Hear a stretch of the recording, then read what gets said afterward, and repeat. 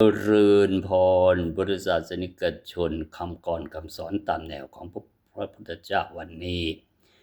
โลกมนุษย์นี้เพียงสมมุติบัญญัติชื่อที่แท้คือเพียงที่พักที่อาศัยไม่มีใครครองโลกนี้ตลอดไปทุกคนสัตว์ต้องตักใสอีกไม่นานอย่าระเริงหลงรักโลกโกรธหลงไหลในสิ่งที่มันไม่ใช่ทรัพย์รสบ้านที่เห็นอยู่ไม่นานมันก็อันตรธานสิ่งติดไปกับวิญญาณคือบาปบุญ This world we live in is not ours just a borrowed space not our house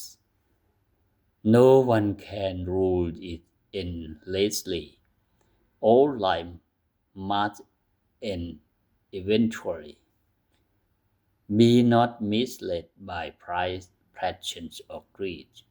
Illusion phrase like scattered seed. Homes, gold and cars will slip away. But the deeds you have done are here to stay. ขอเจริญพร